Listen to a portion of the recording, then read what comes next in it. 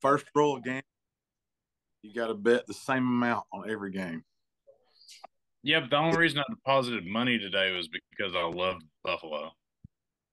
Yeah, I mean, I get it. So You're I was really just building up a bankroll to bet on Buffalo. To be yeah, 100% honest with well, if that was your goal. you. You did it. Some kickers, man. Wide right. Nobody circles the wagons like the Buffalo Bills. Wide I right. think that win. I know they had the wind at their back, but I think that win, that thing started going right off of his foot. It just looked Yeah. weird the way it was moving. I don't know because they kept I'm saying, "Oh, they got the wind at their back." The wind's still blowing. I'm Right. so tired of the Kansas City Chiefs. I partially bet with my heart, but also it was Mahomes' first ever road game in the playoffs. So I was like, yeah, maybe it's just Superman at home and on neutral field. I'm just tired of the Kansas City Chiefs and their bandwagon fans, and now there's these little girls wearing Travis Kelsey jerseys and T-shirt jerseys, and so I'm like, this has got to stop. Like nobody was Kansas City Chiefs fans 7 years ago, and now all these losers are Kansas City Chiefs fans now. Mm. I remember when I mean, it happens with every team. I remember when the Cubs won the World Yeah. Series, everybody was wearing Cub stuff for about a year, and then it kind of went away. But the Chiefs thing here, and I guess because they've won multiple Super Bowls, it just keeps going, and I'm getting sick of it. Yeah. But we'll go ahead and get going. We're recording. It's almost near 10 o'clock here on the East Coast. We waited till the AFC divisional round game was over between the Bills and the Chiefs. Really good game. Harbin lost. If I don't know if I started recording early enough or not, but Harbin lost a little dough on the Buffalo Bills this afternoon. So sorry, Harbin. It'll be all right. It is what it is, just money. We'll make some more tomorrow and get back. There's more where Hey, that came from, right? just Gambling money. 101, you will make it back tomorrow. True, true. But tough loss for you there. I was really rooting for the Bills because I'm tired of the Chiefs, and I do like Josh Allen. I think he's a really good quarterback. I liked him coming out of Wyoming. Um, maybe one day him or Burrow will get over the hump. Put Mahomes on the back burner for a little bit, but we'll see. So a little bit to talk about. Tennessee basketball went 2-0 this past week, beat Florida on God, what day was that? This snow and me being in my Wednesday. house. Wednesday, okay. Wednesday. I've lost track of the day. I do know it's Sunday when we're recording this, but I've kind of lost track of the days of the week there. And I've been stuck inside for I guess since Monday. Uh Gotten out of the house, driven around a little bit, but not much. But hope everybody survived the snowstorm that we had. It's turned into ice. A lot of the roads are still icy, mine included.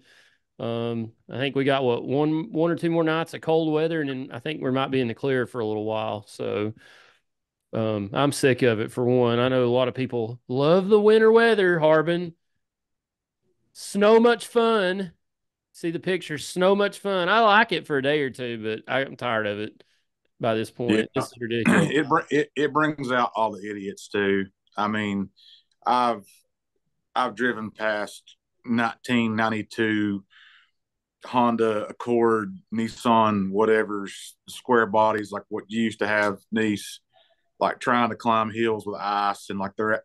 I went around this guy the other day. He's out there with a Phillips screwdriver busting up ice in front of his tires. I'm like, you know, it's just him by himself. He's just some goober, trying to get out. And I got all these here at the house. I got all these, damn hillbillies on side by sides and four wheelers, just making everything worse.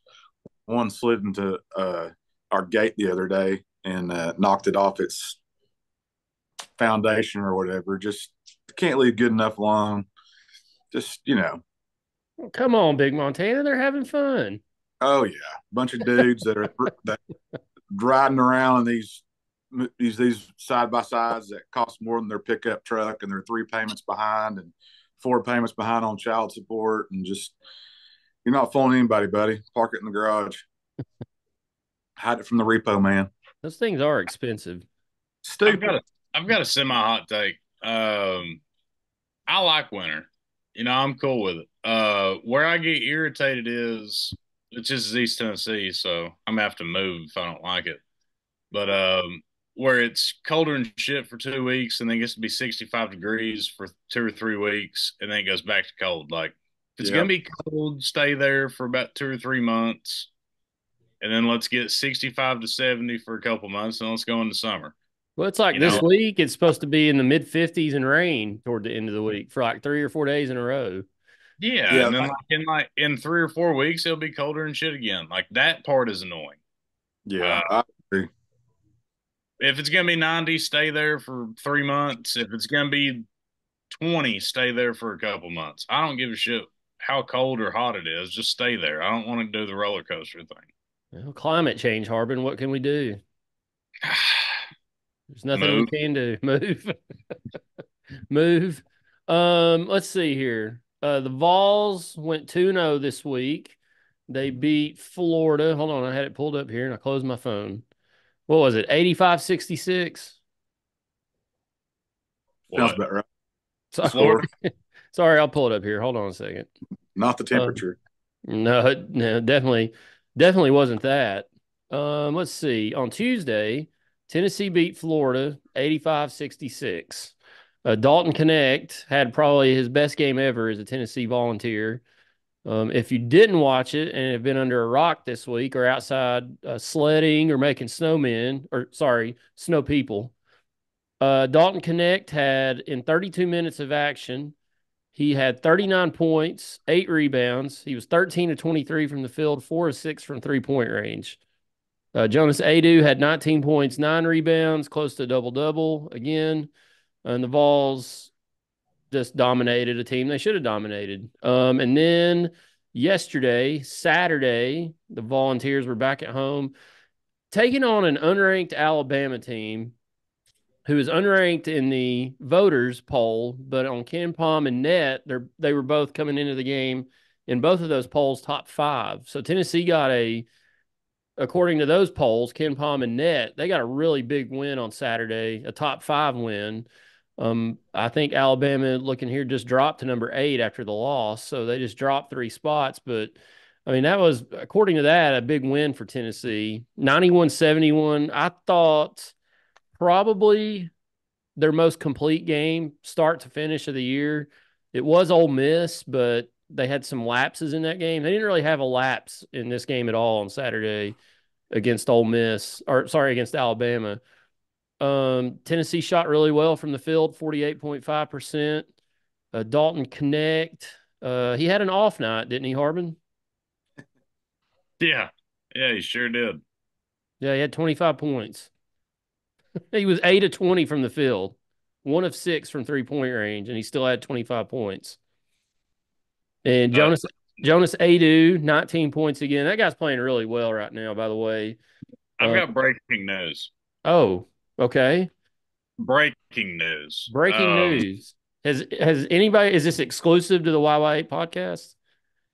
Yes, it actually is. Okay. This Press release sorry, go press ahead. release out of Hershey, Pennsylvania. Um, Hershey Incorporated has contacted Dalton Connect to Hmm. be on their brand new king size white chocolate candy bar.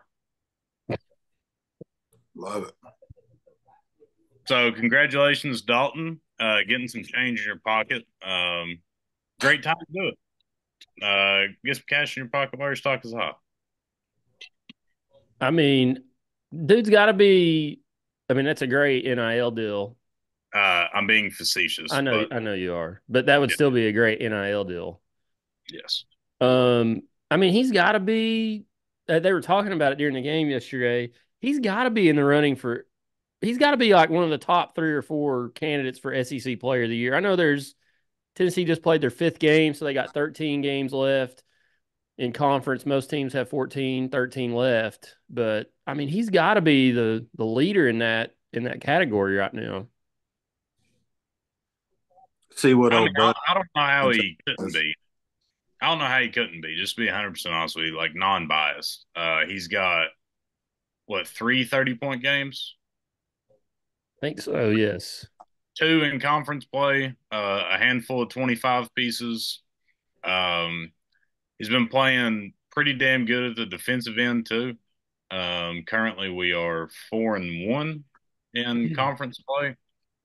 I really don't understand how he's not in the top 2 discussion without everybody else in front of me, stats wise. Dude's an absolute killer.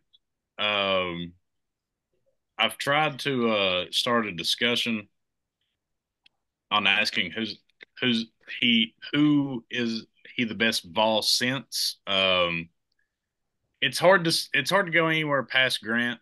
You know, multiple time SEC Player of the Year, but like if you just talk about like pure scoring and like stretches that he's on, like I didn't get to watch guy in person, but I mean he's on like an Allen Houston stretch right now, and we're actually winning ball games.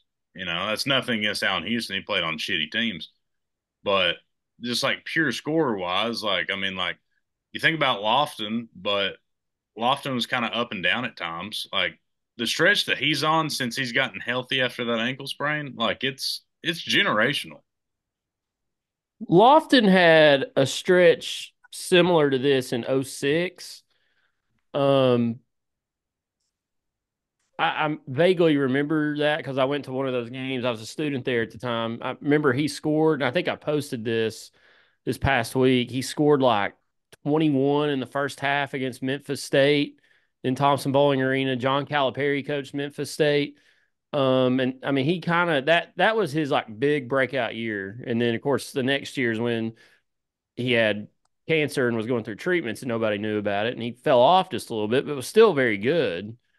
But Dalton Connect, you're right. He's on a bender right now. And we've not seen that here.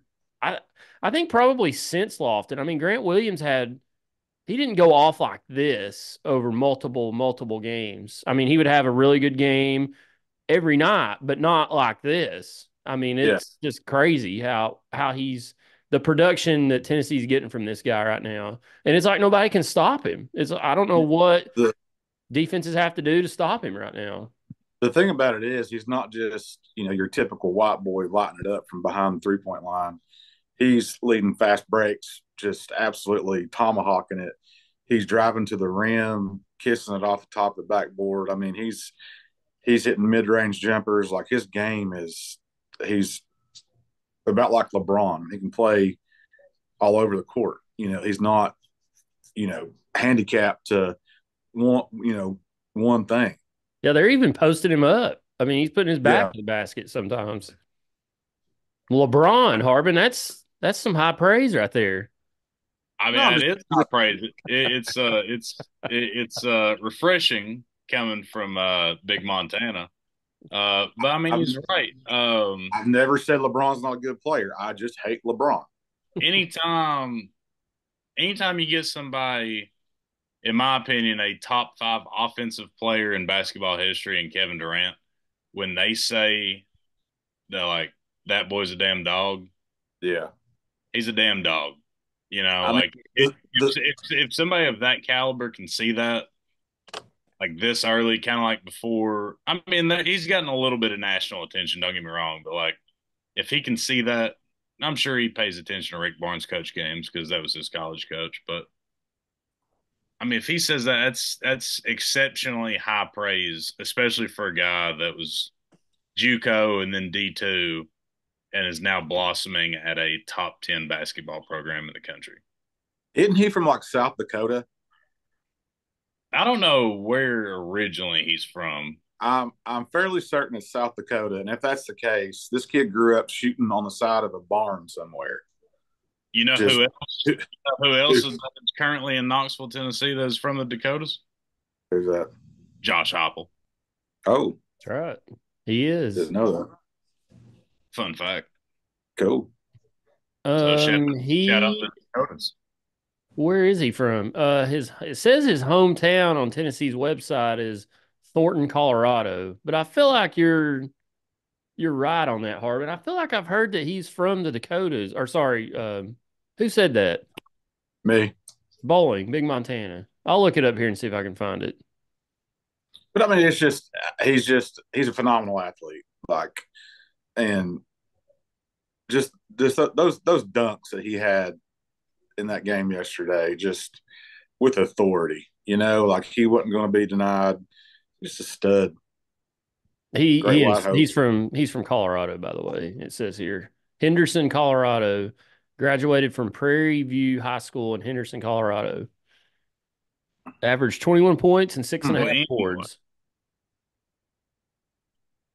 He was born in Fargo, North Dakota. There you go. So you were half right.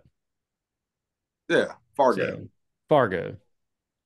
No, Got, I mean, got I'm sad that we're only gonna get to watch this guy this year.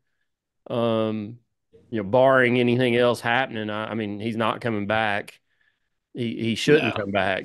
He just shouldn't, but it sucks that we only get to watch him for a year, but um just enjoy it and don't take it for granted because these players like this don't come around often. I mean, Tennessee's been fortunate since Rick Barnes has been here to have some really good players, and he's just another one in that line. And I'm sure there'll be more to come, but it does kind of stink that you know it would be nice to see him be here next year and um, but we'll see. Just a lot of basketball still to be played. Like I said, 15 games in conference still to go.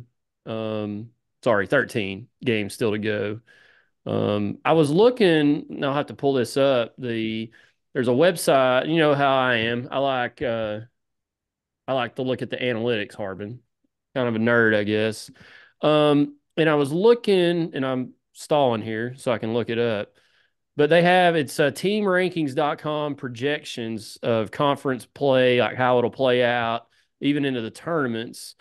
And they've got the Southeastern Conference. Tennessee has and it's actually increased since yesterday, 32.3% chance to win the regular season conference. Auburn right now is at 39.4. To win the tournament, Tennessee is now the favorite on this side. Before the game yesterday, they were third behind Alabama and Auburn. They're at 27%. Auburn's 26%. The numbers, for some reason, I haven't quite figured it out. The analytics love Alabama.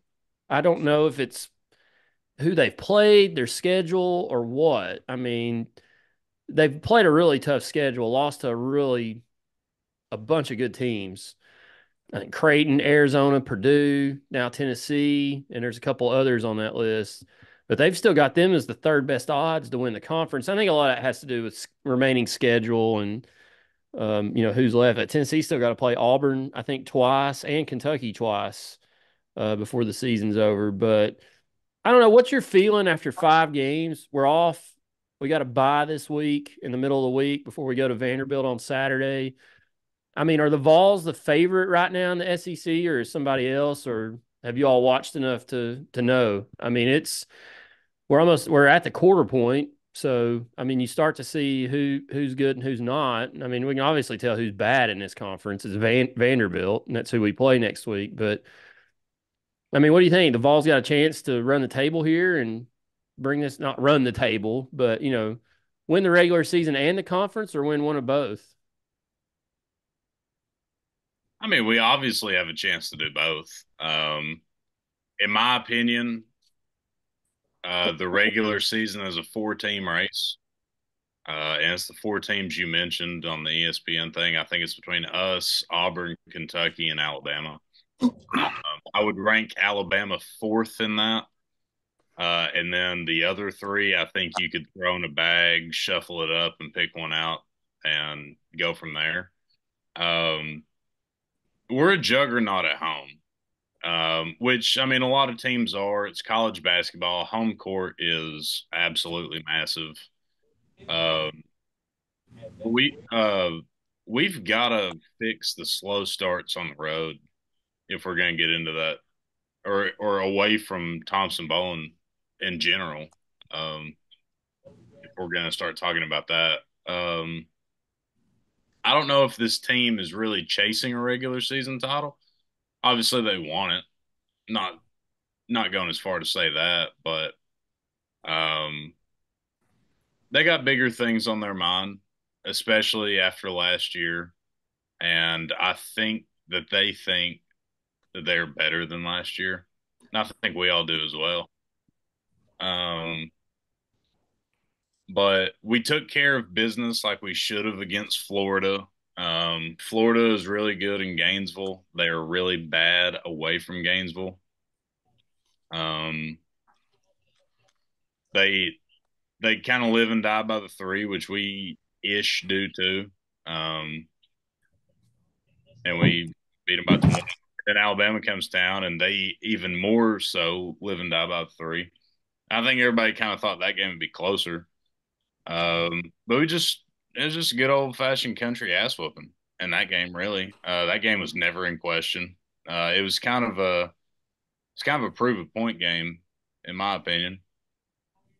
Um, but I'd like to see us do that to somebody on the road before I start talking about like winning the regular season and the tournament. Just to be honest with you. We have a good chance to get a momentum builder away from Knoxville this weekend against Vanderbilt, or whenever we play them. I guess it's Tuesday. Is it Tuesday that we play Vanderbilt? No, we don't play them until next Saturday. We're off during the middle of the week this week. Oh, okay. Yeah. So next weekend, have a good chance for a momentum builder away from Knoxville, which that's just Thompson Bowen West. Yeah. Which we struggle there. We really do. We do struggle there historically. Um, so it'd be nice to kind of kick shit out of them. But I liked what I've seen, especially this past week. This past week was exactly what we needed. Um, but we'll see. I think it's us, Kentucky, and Auburn are the best three, and I think a half step below is Alabama, just to be honest with you. And then I think there's a significant drop off between fourth and fifth. What do you think, Big Montana? Um, I was really impressed with Tennessee against Alabama. I know everybody was. It was fun. That's one of the games that you circle on the calendar, just like Kentucky and Florida. I mean, that's just, right now it's who our basketball rivals are. I was also impressed. You're talking about how different this team is from last year. The Georgia game we played, what was it, last week? Was it Saturday? Mm-hmm. Last Saturday. I was almost more impressed that Tennessee fought and scrapped that game out um, than I was with this Alabama game, because in my mind, I know Tennessee has the talent to beat anyone in the country, but it's whenever a team that does something different. Georgia was just shooting lights out. They made us get in the mud and, really fight to win that game. And I feel like that's a game where we wouldn't have won last year. So to me, I think it's important to have those kind of games to kind of get you war ready for what March has in store for you. We're talking about this yesterday. I'm on record with saying, Rick Barnes won't recruit a big man that's worth his salt. Adu has been playing lights out here lately.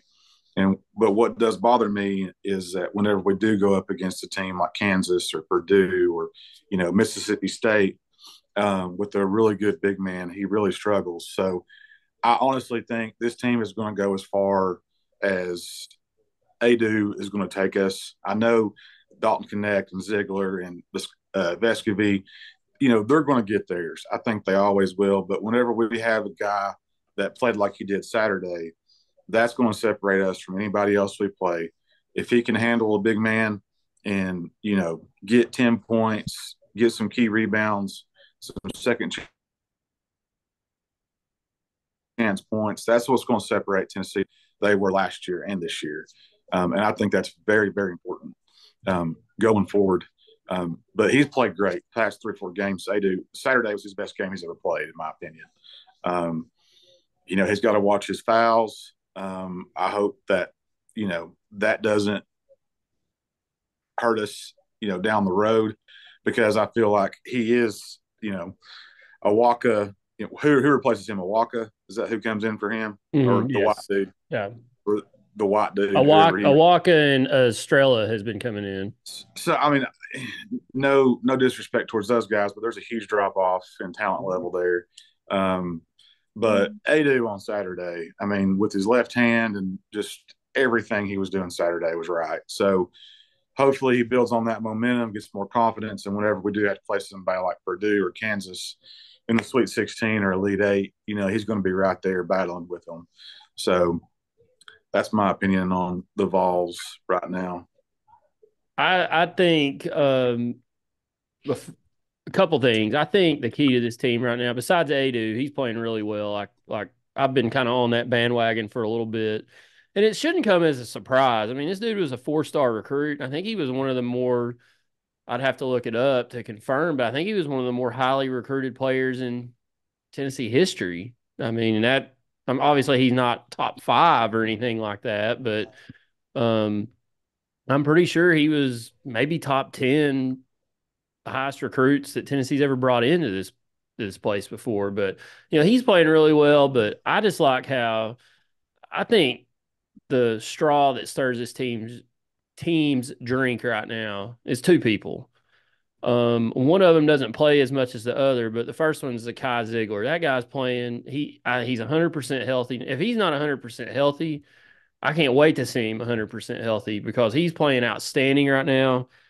Point guards win basketball games at this level, and you got to have one, and Tennessee's got one. The other guy is my favorite player on the team, Jemiah Mashack. I love that guy. I love how he plays on the defensive end. He rebounds. He does a lot of the dirty work, and Ziegler does too. And he's becoming not a liability on offense. I mean, he can knock down a couple threes a game. You don't when he goes to the foul line, you don't expect him. I think he's like a 70 or 80% free throw shooter, some in that range somewhere. So he's not really a liability on the offensive end. He's not going to score 15 and 20 for you, but he's going to play really great defense. I think you're going to see his minutes continue to increase as we go along because it wasn't that long ago. He wasn't playing a whole lot. And Harb, you and I talked about it last week. The bench has expanded in the last week. DeLeon's getting more minutes. Gainey actually had some productive minutes yesterday. Estrella's playing more now. I think you're going to see him play a little bit more if he can continue to be productive. But the bench has expanded, which is good for Tennessee. It doesn't need to expand any bigger, in my opinion, because you can get too big of a bench. Like I think Auburn might have too big of a bench right now, which is kind of a weird thing to say, but yeah, those two guys are really they're the two players that I like out on the court right now, and they're really making Tennessee a different team. One quick thing to wrap up the numbers. They have Auburn projected to go 14-4 and Tennessee projected to go 14-4, but the numbers are a little variance there. There's Auburn's 14.4 wins, 10 and 3.6 losses. Tennessee 13.9 wins and 4.1 losses in the regular season. So we're looking at a 13-5, 14-4 season if everything goes to projection, which I think that's what we kind of thought Tennessee would be at. But yeah, I think I texted you all yesterday. I think this team's elite right now. And I think they're one of the top 5 teams in the country. I think Day said top 10. I think they're top 5 right now. If they're playing at this level week in and week out, they're one of the top 5 teams in the country. I agree. I agree wholeheartedly. I will say I want to see more Estrella minutes. I think I said that last week. Kid's just freshman. I think he's got a lot of tools. And whenever he puts it together, he's going to be really good for us, whether it be next year or 2 years from now. But I really want to see more of him. Be honest with you, I'd like this. This might be unpopular, but I'd like to see him and Walker's minutes flipped. Just 100% honest with you. I like what we're doing with DeLeon. Gainey finally did Gainey things, I guess. Had a good game against Alabama. He had 15 points, 5 rebounds. Yep. He's going to play like that, or I think getting Freddie in the lineup kind of lit a fire under his ass. Well, I think he was just in a Which maybe shoot. I think he was just in a shooting slump. I mean, sometimes you just get in those, and you got to see a couple go down, and he saw a couple go down yesterday. no, I understand that, but before DeLeon got on the court at all, like he was forcing it a little bit. I Yeah, you're understand right. being as like you've got to get up shots, to get it out, but like that doesn't mean be a black hole, like don't turn into Carmelo Anthony, Yeah. you know.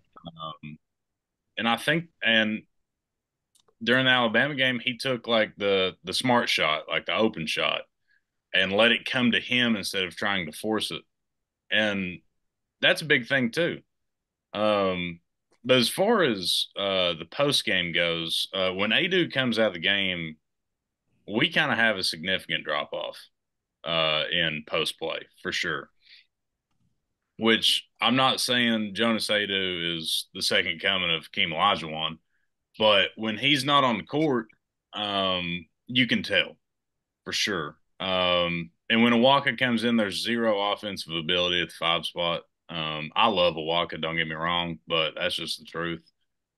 Um, Estrella, in my opinion, has more ability. He has a way bigger upside. Um, and I'd like to see him get in there because I mean, we threw him to the fire in November against Zach Edey, and in my opinion, he did well. Yeah. Yeah, I And I think understand I Walker's been there, done that. But I think you got to go with talent going forward. I'm fine with an 18-year-old making mistakes every once in a while because he ain't been there before. I'm totally fine with that. But I just think he's better, and I would like to see him play about 18 or so minutes a game. I think it'd benefit us when Adu needs a breather. Well, I think both of them can spell Adu. I mean, you obviously drop off on the offensive end when he's not in there because Awaka's basically a turnaround 5-footer at the most. And I don't know about Estrella on the offensive end. We've not seen enough of him for me to really form an opinion, but you do lose a drop off. I think Awaka's probably better on the boards than Estrella, but again, we may not know that because he hadn't played a whole lot. But I think both of them can come in and spell each other, and maybe they get to a point where they have that lineup where they're both in there, and it's kind of guard heavy right now, but they're basically they've got one true post player on the court at all times between those three. I mean, Adu's playing a lot of minutes, but I think Awaka. I'm a little disappointed at him on the offensive end this year because of what we heard about him this past summer with the U18 US Team USA, where he was averaging like 18 or 20 a game, and I don't know if the competition's different or what. The offense is different, but he's just not produced on the offensive, and he's shown some flashes, but um, I don't know. I mean, he's just a sophomore, so he, we forget that. It feels like he's a junior or senior because he's played in so many ball games, but he's got a lot of potential left in him, I think. So there you guys are. Y'all froze on me. It says my internet's unstable, so You got that Biden internet, it seems. So hopefully you can I get do that not have break. anything Biden. I'm gonna turn um all my other devices off of Wi-Fi while we're recording this. But I promise you, I do not have anything Biden related in this house. Hmm. And I will never Wow. have anything Biden related in this house. And if I find it, I'll burn this house to the ground or have one of you all do it so I can collect some insurance money off of it. All right. Well, while you're getting that figured out, I guess we can kind of dive into the Alabama game a little bit more. Um, I didn't really get to watch the game as much as y'all probably did. I was at work. Bowling, did you get to watch it? Yeah, I missed tip off because I was trying to make my way back from the dump. I got into a altercation with some ice. I had to go through the back roads. I couldn't go down Howell Road off Clear Springs. I actually had to go down Strong Road in East and Oh, come nice.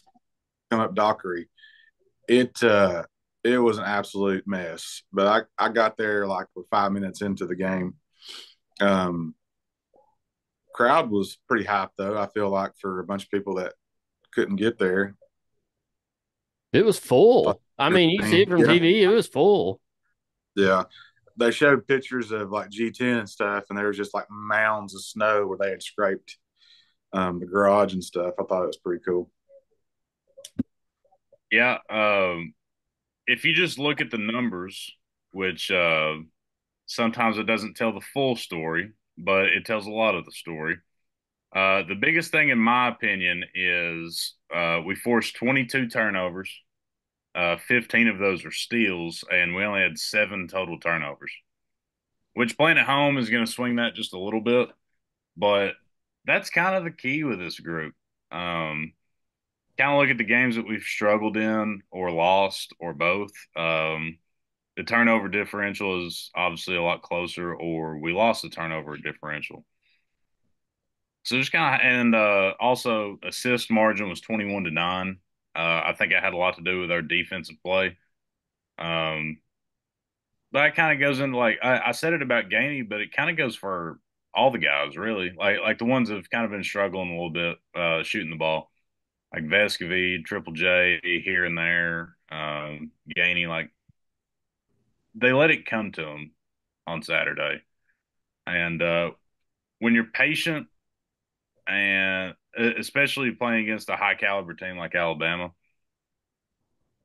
and you get a couple shots fall, you get 91 points. That's what you're gonna get, you know. Yeah, and we were up by 27 and never led. So, like Held I out said, held Alabama to their lowest offensive put out of the year. I don't know if you said that or not. They averaged 90. Their previous low was 74. So we held them to 71. So there you go. had them all kinds of flustered. 40 minutes of hell. So the Vols are on the road. Like I said, we got they're off in the middle of the week, so no Tuesday or Wednesday game, and then they are on the road at Memorial Gymnasium. And as Harbin said, that's probably Thompson Bowling Arena East next Saturday, 6 o'clock. Or sorry, West. West. Wrong way. You're headed west from the Cumberland Gap. That's true. My direction, like everything is, I'm just all out of whack right now, Harbin. The snow has just got me. It's just got me all out of whack. It's nothing new. Nothing new. Let's see here. So I threw up a poll on Twitter on Twitter. Not that kind of poll, Harbin. It's your mind out of the gutter, son. I threw up a poll on Twitter, a voting poll. I actually got the idea because I think it was Tuesday night or Monday night, whatever day it was this week, where you got to caucus in Iowa for the GOP primary. So I said, who would you caucus for in a throwback logo poll? Like, what's your favorite throwback logo of UT? I put up the Rifleman, Interlocking UT, Star Vols, and then my favorite, the Strutting Smoky. You know, the jacked up Smoky. I may have one here for those that don't know. This little guy right here, great logo. But anyways, I put those up. We had 919 votes. It exploded. The winner was the Rifleman. Now I didn't put the Rifleman and the Vols. You know, it's got the two are together. I kept them separate. But a lot of people were saying that was their favorite. But I didn't put that as an option to vote. So Rifleman won with 49% of the vote. Coming in a distant second was the Interlocking UT. I was kind of surprised by that one. 21%. I thought Star Vols would be, and if you're watching this, I'll put them up on the screen. I thought Star Vols would be in contention a little more than it was. It finished at 18%, and then Smoky finished at 12%. There was a lot of others I could have put up there too. There's the I've got it here in the drawer. There's I, the I old like. school smoky one. This one. Mm-hmm. That's a cool one. I like this one right here. That's a good one. The I old found school. this one at Alumni Hall recently. Mm-hmm. I got Yeah. to put all these on my cooler. My favorite one, Volunteer Traditions has it on a shirt, and I have the shirt. It's the Davy Crockett with the green background, and it says Tennessee above it, and it's Davy Crockett and Brown with the rifle. That one exactly. That's a good one. You know, they used to Couldn't tell, Hard. they used to back in the 90s on The ESPN, that light. was the logo when we played on ESPN football. That was the logo they would put on the screen. Yeah, The I one that love. Harbin's got on his hat, which for those that aren't watching is Star Vols rifleman with a triangle of checkerboard behind it with Tennessee across the top. It's a great hat, great logo. My personal favorite, which it's kind of befuddling that you didn't put it in the Twitter poll, and I'm surprised that hasn't been brought up, but the Walmart Smoky.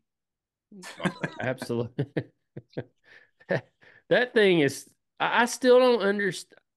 They changed those logos under Mike Hamilton, another poor thing he did. Rest in peace. R.I.P. RIP. Um, that is and ESPN still uses a version of that. If you watch a basketball game or a football game, and I'll try to find it and put it on the video, they still use a version of that. Of that, it's kind of like Smokey sitting up looking in the distance. It's not the one of him growling, but it's still bad. And I don't know why they use that one. I mean, they've used it for years. I don't know why they just don't put a power T up there. It's not like when the game's coming on, they put a power tee up.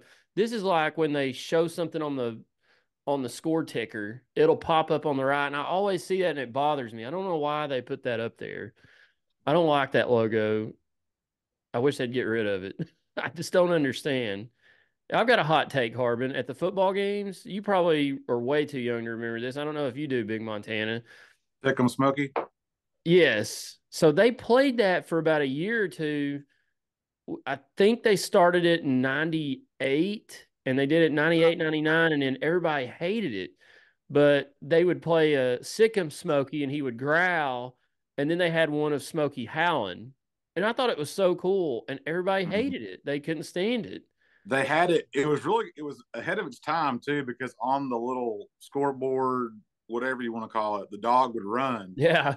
and it was just light bulbs. It wasn't Yeah. like It wasn't the a video. LED boards like we have No, now.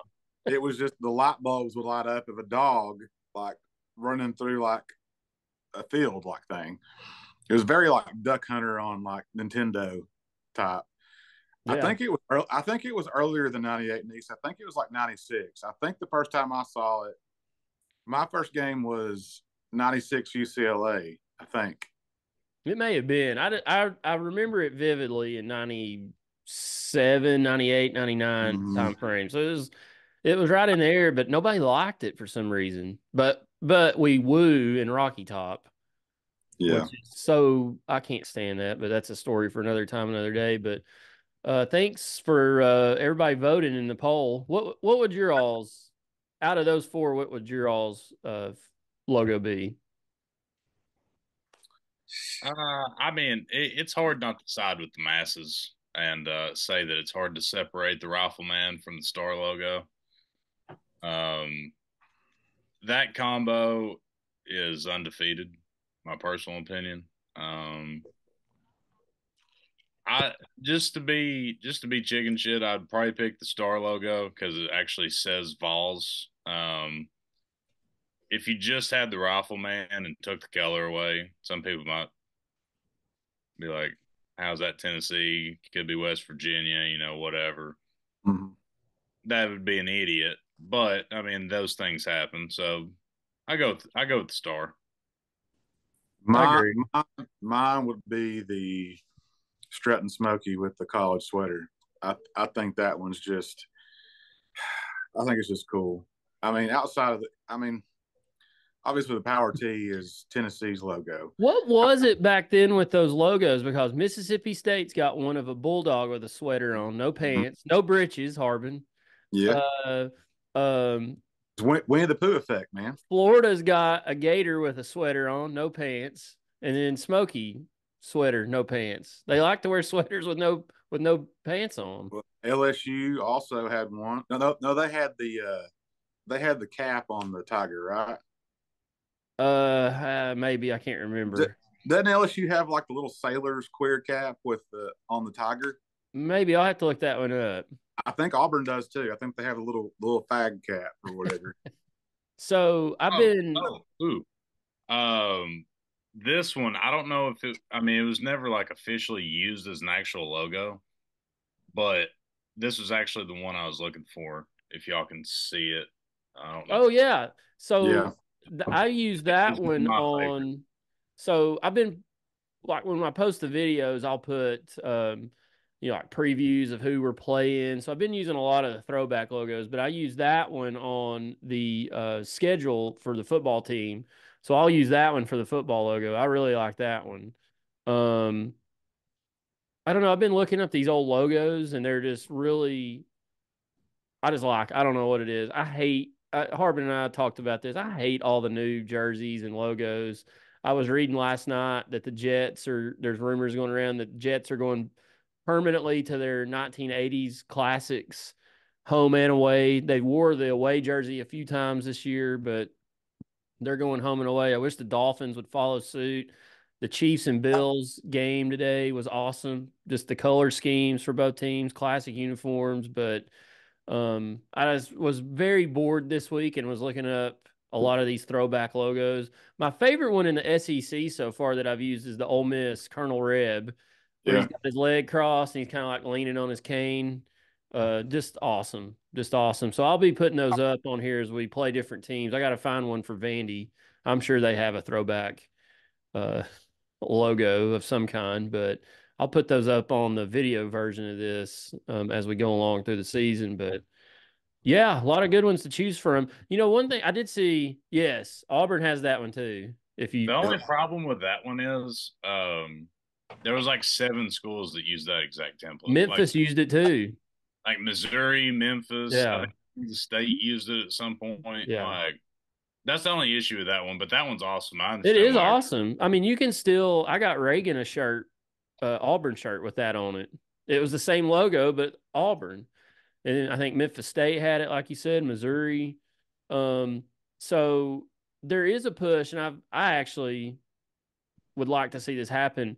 Like when we play homecoming or something, go back to that mid '90s, early to mid '90s field layout where they put the interlocking UT at midfield, just for that game. And I know it gets hard because the power tee would still show through on the natural grass, but if they time it right, they could figure out when to do it when it's not out there. And I would also like to see them add the TriStar to the field somewhere. Like South Carolina's got the palmetto tree at where the SEC logo is. It's above it or below it. We need to add the TriStar to the field. That'd be a nice touch. So, anyways, appreciate everybody voting in the poll. 919 votes, crazy. But we only had 80 people download last week's episode, so the numbers aren't adding up here. We'll see. Sad news out of the fake news corporate media world this week. Sports Illustrated is no more, or maybe no more. It's kind of up in the air. I've heard rumors that Clay Travis may buy it just to do the swimsuit issue. But I haven't paid attention to Sports Illustrated much the last few years, but I've got 3 hanging on my wall. I mean, you can't see them, but I'll post them in the video. Tennessee overwhelms Alabama. Peerless Price cover on the national title game. Double trouble with Bernard King and Ernie Grunfeld. There's Pat Summits on the cover. My personal favorite one with a UT player on the cover was it was Chris Lofton and Chris Douglas Roberts maybe For Memphis State, yep. Memphis when at the time we were both 3 and 4 in the poll, but it was the Yeah. same year where we were 1 and 2 and played each other. Yeah. That's one of my favorite covers ever. That's a good one. There's another But one. There's let's be another one. honest though, Sports Illustrated hasn't made a good decision in 10 to 15 years. Like they suck. Well, and it used to be like one of my favorite things about I would get Sports Illustrated and they would have this week's sign of the apocalypse, and it'd be just some outrageous, stupid story that relates to something happening at a sporting event. I always liked that, but I used to subscribe to it, and I haven't subscribed to it in probably 5, 6, 7 years, I would say, maybe longer than that. But they've made some really lame and weird and terrible decisions, with their swimsuit issue. They put a trans person on the cover of it. That's not what this, I don't know, get into that aspect of it, but that's not what the swimsuit issue is about. That's not what it was made for. It was made for guys to look at hot women in bikinis. That's what it was for. And they got woke and tried to go that route. And then it's been within the last 4 or 5 months, they got caught publishing articles that were created through AI. And they denied it. They went through all this rigmarole to try to say they didn't, but it's been proven that they did. And it's a lot like the regular media. They've gotten infiltrated by younger folks, no offense, Harbin, that have not you, but your age group that have that ideology that they're going to set the world straight instead of just reporting on things they see. And it's cost them. It's cost them the average Joe that just wants to look at women in bikinis rolling around in the sand in the ocean. They want to look at Livy Dunn. She is in Sports Illustrated. They want to look at Livy Dunn. Let's just be honest. And they got away from that, and it cost them, like most other Well, companies that did that. well, too, they honestly didn't stay with the times because 15, 20 years ago, we did get some of our sports news through Sports Illustrated. We got, Tiger Woods and, you know, with stuff like that. But now, where do we get our information? We don't get it from the newspaper. We don't get it from Twitter. Sports Illustrated, Twitter, the internet, blog. Like we read, but we don't read a magazine. Like that's all Yeah. over with it. But you're right. I mean, what set them on fire was it was the closest thing to Playboy, and they had that market, and it's what as a 9-year-old boy checking out at Kroger, you can get a Sports Illustrated. Hey, mom, get the Sports Illustrated for me. Okay, throw it in the buggy. Well, guess what? She wouldn't throw in the buggy over here at the Mascot Waggles Town and Country. The magazine in the black bag. She wouldn't get that for you. Yeah, and I just remember when Tennessee won the national title. Like I've got multiple copies of it. I've got one frame here because I got Peerless Price to sign it. But I had to have that Sports Illustrated with Peerless because you knew Peerless Price. Somebody from Tennessee was going to be on the cover of it. There's one that a lot of people don't talk about, but Tony Robinson was on the cover when they beat Auburn in '85. The Tennessee Um, Waltz or whatever. yeah, yeah, Tennessee waltzes over Auburn or whatever what it's The called. Ernie Grunfeld and Bernard King one. You had the Pat Summit with the trophies. Tennessee's had 6 or 7. Yeah, I'll put them up on the video version of them. It was really weird the other day. Our offices were closed, and I was doing some work in here in the studios in the office, and was trying to clean some stuff up, and I found a stack of magazines about this high of Sports Illustrateds, and I was just sitting there looking through them. I had Tiger Woods, multiple Tiger Woods, LeBron James, there was Tim Tebow's in there everywhere. Just going through it. I mean, Albert Pujols, there's a lot of big names on these covers. And I literally, once I got through with it, I sat down and was like pulling through social media or looking at the news, and that came across. I thought it was really weird because I had no idea that had came out. And I was sitting here looking through all those magazines, and I probably got 2 or 3 boxes of old Sports Illustrateds out in my garage. Um, don't know what to do with them. They're just sitting out in the garage. So probably just sit out there forever. I don't know what to do with them, but I've got them. But I need to go through those sometime and see what I got. But That's kind of an end of an era, Harbin. I know you kind of were on the tail end of it, but that back in the day, like Big Montana said, I mean, that was like, I had to get a subscription to Sports Illustrated. When I was in college, they had I mean, you could get it for dirt cheap for the whole year. I mean, it was what, like $3, $4, $5, Big Montana, something like that. I mean, it was nothing to get that Yep. student rate on Sports Illustrated, but I loved it and kind of in a way sad to see it go, but I was fully much so in that realm though, because dad was subscribed to Sports Illustrated, and he's actually, I've got to find it. I've got it somewhere. He had a sweet ass Cowboys pullover because if you're subscribed to it and like you told yes. them your favorite team, they would send you something like Yeah. once every 2 years or whatever it was. And he's got a sweet ass like windbreaker that has SI on the side. I'll have to Yeah. find it one day and show it to y'all. I gave it to my dad, but it was a Tennessee Titans, like zip up, really thin, like paper thin. But Yeah. I don't know why I didn't want it anymore, but my dad's got it at home. I don't know if he even still wears it, but he's got it. But I read Sports Illustrated all the time growing up. Like every time that hell, I've read it way more than he did. You know, like I even cut some of the clips out, like of favorite players or whatnot, and like had them hanging up in my room. But going back to the swimsuit thing, I mean, that was kind of like like when I was a kid, that was kind of like the first feeling of manhood. I hate to Oh, hate it to say was, that, and it family, always but smelled different. Did it not smell different? Am I wrong on that? that is an insane comment. No, it did. It smelled like perfume. That's I insane. promise you it did. That's our cue to go to the next. No, that ain't nothing weird. Yes, it is. I swear they sprayed perfume. They sprayed women's perfume in those magazines. I ain't joking. I remember that. I might have been them pheromones in your brain. Maybe. They definitely don't smell like that now.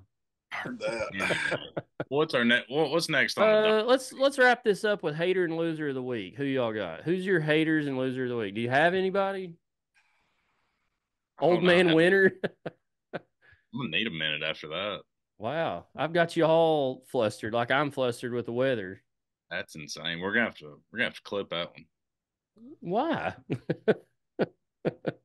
I don't. Wow. I did have to beep you out earlier, so maybe I'll just. My my haters and losers of the week is going to be um, the people who decide if kids go to school or not. Last Thursday, they canceled school for Friday because winds. Um, and I thought that was just somebody just wanted a longer weekend because Monday was Martin Luther King Day, so they just wanted a 4-day weekend. But like people were putting pictures on Twitter of a lawn chair blowed over and like with quotes, "We will rebuild" and all that. Like send these kids to school, man. Like if the flu broke out, fine, I get it. Send them home on Thursday for a long weekend. But this is stupid. Like I know the snow this past week, they shouldn't have been going to school, but like the wind, really? Don't go outside. Like if it's a tornado, okay, like that's a big deal. But the wind? Are you kidding me right now? Yeah, I didn't quite. I mean, I kind of got their decision to do it, but the first day they did it, the timing was just terrible. They waited till middle of the day, and Yeah. there were kids waiting around because the buses didn't get enough notification or the bus drivers, and that was poorly executed. Now, I didn't think the wind was blowing any harder than it did when we were in school and we rode a bus home, but I don't know. It's 2024. I mean, And it's like, and shit, I don't know any kids really that don't have somebody pick them up at the bus stop anymore. Like, I don't see a lot of kids walking. They're walking to a car 20 feet away. Like, these kids ain't built the same. Me and I mean, Griffin I got see a kids in high my neighborhood, they drop them off at the front, but it's a subdivision. subdivision. Yeah. Yeah, but like me and my sister used to walk from the head of Strong Road all the way up the hill to Mm-hmm. 4304. I mean, Yeah. it took us about 10, 15 minutes to make that trek, but yeah, it was really odd. The timing of everything that they did with the wind issue. It's not easy to make those calls, but you got to look ahead at that stuff. Like I had to look ahead for basketball. We've got basketball games on Monday night. And I was out today looking at the roads and the parking lots of the places we're supposed to play and, trying to make that call today and not wait until 3 or 4 o'clock tomorrow afternoon to call it off. But you got anybody, Harbin? Yeah. This happened about a week ago, maybe a little over a week ago. But my hater and loser of the moment, we'll call it, is Chicago Bulls fans. I don't know if Ooh, y'all saw it. I saw this. This was bad. About a week and a half ago, at one of the Chicago Bulls home games, they had a Ring of Honor ceremony for various members of their organization who have been elected into the Ring of Honor. They honored him at halftime of the said game. And it got to the point where Jerry Krause, who has been dead for like what, 3 or 4 years, 5 years maybe. Few years, something like that. Yeah, he's been dead a few years. So his wife was in attendance in his place, and when his picture came on the scoreboard, uh, they booed the hell out of him. And for those that don't know, Jerry Krause was the GM for the Bulls in the '90s that essentially built the Chicago Bulls dynasty. Um, However, The Last Dance, the documentary about the Chicago Bulls that was essentially produced by Michael Jordan, painted him in a bad light. Michael and Jerry Krause didn't really see eye to eye on a lot of things, but that documentary made him look really bad. When in reality, if you look at it, well, I mean, y'all lived through it, but if you look at it just non-biasly, like Jerry Krause is one of the best GMs of all time. And after that sixth championship, he saw all the big contracts and aging players and whatnot, and decided to clean house and start over, which is what most comparable GMs would do. Anyway, Bulls fans have resented him for 30 years or 25, I guess. Michael Jordan hates him, which Michael Jordan's character is in question half the time anyway, which we're not getting into that conversation. But anyway, you had 20,000 people boo this 80-year-old woman who was just married to the guy. She made zero decisions for this franchise. And she started crying, obviously. Extremely uncomfortable video. If you can find it, go look at it. If not, like, whatever. Yeah, I think you posted it and I watched it. It was shitty, man. even for Chicago, that was low. Like, and that's saying a lot for that town. And whoever the Bulls media team was, it was kind of chicken shit because they showed her on the video board while she was crying. Yeah, I forgot who it was. Good God. One of the Ring of Honor members behind her was like trying to calm her down, make her feel okay, and that's scumbag shit. I'm not gonna say Chicago is a shitty sports town, but it is. Let it go. Let it go, man. It was 30 years ago and the guy's dead. Why in the hell are you booing his wife? Like that's just shitty. You don't do that. It's low down. Chicago's not a shitty sports town. It's just a shitty town. And I got family that lives there, but it's especially the South Side, it's a hellhole, but it's a good sport. I wouldn't say it's a great sports town. It's a good sports town. But that is low. That is that was bad. You're right, Harbin. In 30 years, when me and you can save enough money to go to Jerry's World, yeah, and we're sitting there, and we look up and they're honoring Jerry Jones, and they show his wife in the press box. I'm gonna be honest with you. I'm probably gonna boo her damn ass. I mean, when you put I'm it gonna boo her ass. terms, I'm gonna boo her ass. Listen, it's well, gonna happen. well, here's the thing. Jerry Jones's wife probably has a lot more $100 bills to wipe her tears with than Jerry Krause's wife You does. know, Yes. So it's slightly more justifiable. that gets me to thinking. I can see Gavin booing somebody. I can see Gavin booing. He's in Neyland Stadium here in about 15, 20 years. They're unveiling Philip Fulmer's statue outside of Gate 10, and Vicky Fulmer's on the field. Philip Fulmer's probably passed and gone on by this point. Vicky Fulmer's on the field, and Gavin's up there in section double E in the south end zone, just booing the heck out of Vicky Fulmer. Because Gavin hates Philip Fulmer. I can see that happening. You think Jerry's world will still, you think him or his son will build a new stadium before 30 years comes around? Well, right now, Harv and I we're on the Acorns app where it saves all of our spare change whenever we buy something. And in 30 years, we're going to be able to buy 2 400 level tickets to go out there and watch them play. I tell you what, I looked at tickets for the Alabama-Tennessee game yesterday. That was incredible how much those tickets were going for. I found some like on row 20 or whatever the last row is, and they were $40, which, okay, but I just don't want to sit that high. No. But you look down in the lower 300s, the 200s, and the 100s, they were going for $200, $300, $400 for a regular season basketball game. It's crazy. This was on StubHub. This wasn't Ticketmaster. This was on StubHub. I may have said this on last week's show while we were recording, or I may have just said it while we was talking. But some bar regulars of mine, they're Kentucky grads, good people despite that. But they're alumni and they were running a special on the Tennessee game at Rupp Arena. They got tickets for X amount. And they were like, man, like, come with us. You know, you can stay with us, whatever. And I looked at tickets, and it was $190 just to get in the building there.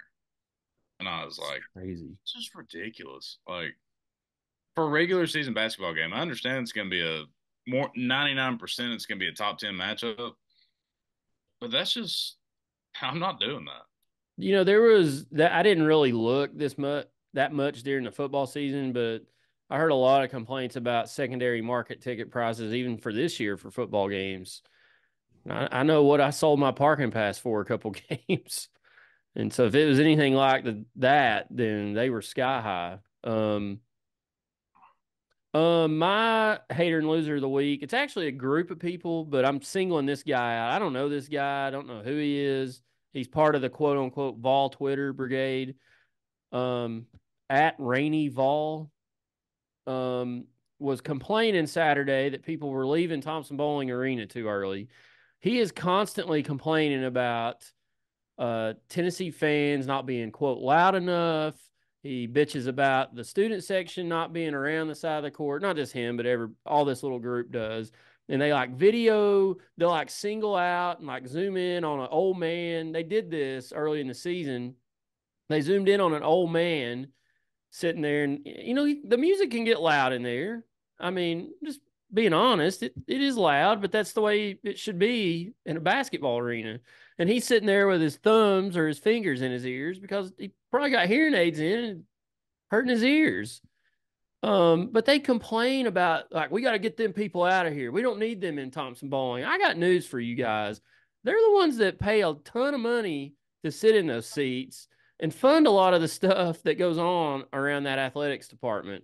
So what do you want? Do you want nice stuff and great teams? Or do you want the students that may or may not show up, depending on the day of the week or the time of the month or whatever they're doing, to come and sit on the first 5 rows all the way around? I mean, they've already moved them. They complained about them sitting in the corner. They moved them to both sides behind the basket to raise hell during the games. Now they're complaining about that.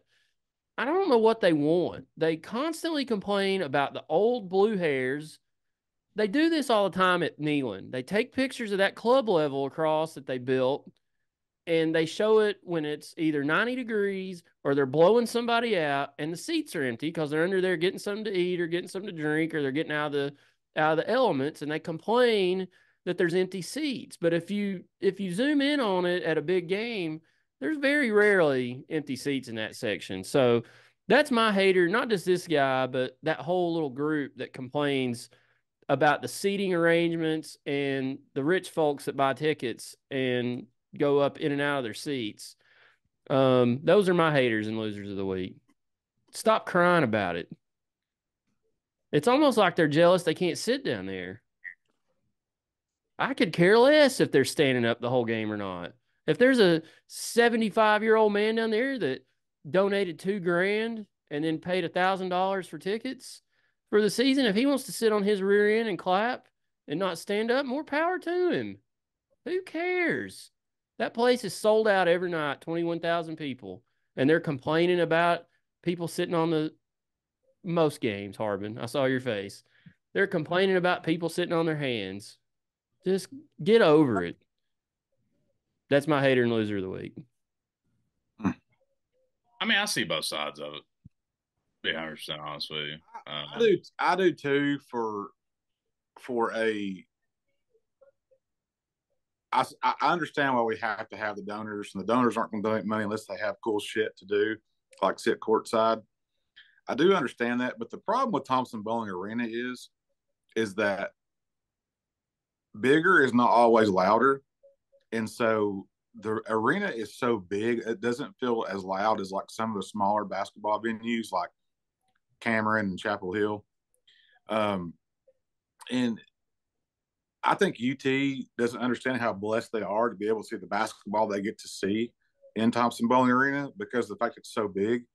Because if you're a student at UNC or Cameron or Duke, like you're camping out for those tickets. If it's an ACC game, like you're not just camping out for the Duke UNC game. You're camping out to watch them play Wake Forest a couple of days in advance to be one of the 3,000 students that get in or whatever it is. Like if you're a student at UT, you can pretty much get into whatever game you want to get into for the most part.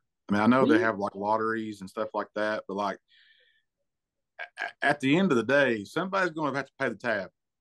Yeah. And, somebody's got to pay the tab, and it ain't the students. This shocked me, Big Montana. You brought up UNC. That holds 21,000. That kind of surprised. I knew it was bigger than Cameron, but yeah, that surprised me. Yeah, it does me too. But I mean, even with that, I mean, like, I don't know. I think everybody's so spoiled. I mean, people just don't grasp. Like the average person can't afford to go to a UT sporting event anymore. Not everybody has. If you take a family of 4, or just you and your wife, or you and your girlfriend, it's going to cost you $300 by the time you go and eat and whatever. That's if you live in Knoxville. Like we're just in this, and we're so, used to it growing up with it. Our dads took us or they put money in our pocket to go to a game. And like, it's a privilege to walk into these places and go watch a sporting event. And, I'm not saying anything about anybody bitching on Twitter or whatever, but somebody's got to pay the bill. And it ain't me. It ain't me. Hey, you're going to get $10 for a water and a Coke out of me every week. Maybe a Petro if I'm really hungry and it's really cold. But buddy, it ain't me. Hey, I was complaining on Twitter the other day because UT has sent us stuff about the game in Charlotte versus NC State, and the prices are outrageous for that game. I mean, it's so outrageous that Docs in a Box don't want to pay for it. I mean, it was for club level seats is $375 a ticket before fees. Yeah. And if you want to sit in the lower level, it's $275 before fees per ticket. And I don't know what the uppers were. They didn't really list that. I'm sorry, y'all. I love the Vols. I ain't paying that. I am not paying that. Yes, Harbin.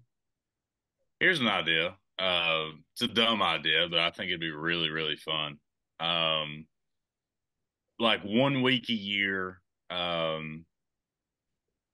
like a lot of the Power 5 schools, are at least like kind of the high caliber schools. They sacrifice one home game a year, and they play at a high school within like 30 minutes of their campus. Play in a little gym that holds about 1,500 people. Like how cool would it be to them see Tennessee play?